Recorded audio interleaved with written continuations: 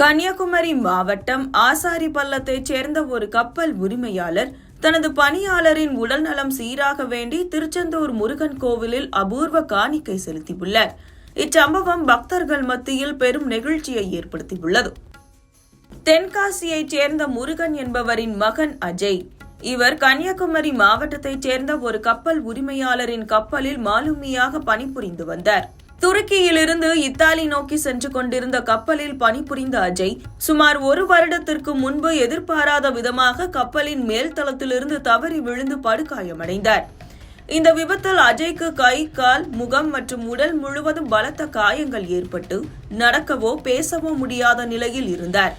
அஜய்க்கு துருக்கி நாட்டில் 45 நாட்களுக்கும் மேலாக சிகிச்சை அளிக்கப்பட்டது. அப்போது அஜய் முழுமையாக குணமடைந்தால் திருச்செந்தூர் முருகப்பெருமானுக்கு அஜயின் உயரத்திற்கு சமமாக 7 அடி உயரத்தில் வெள்ளி வேல் காணிக்கையாக செலுத்துவதாக கப்பல் உரிமையாளர் வேண்டிக் கொண்டார்.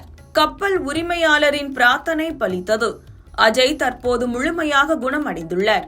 இதையடுத்து அஜய் தனது துருக்கி நண்பருடன் ஜூன் 25ஆம் தேதி திருச்செந்தூர் முருகன் கோவிலுக்கு வருகை புரிந்தார்.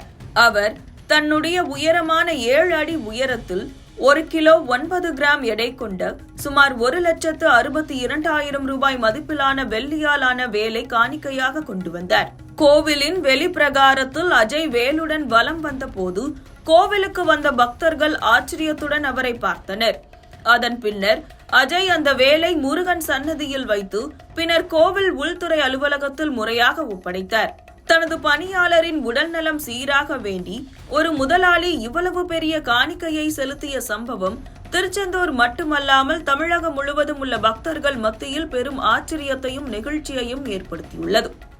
தம்பி அஜய் துருக்கி நாட்டில் வேலை பார்த்துருந்தாப்புல. துருக்கி நாட்டில் வேலை பார்த்துருக்க டைம்ல மிகப்பெரிய ஒரு ஆக்சிடென்ட் மேல இருந்து கீழே விழுந்து ஒரு 30 அடி மேல இருந்து கீழே விழுந்து ரொம்ப முடியாம இருந்தாரு.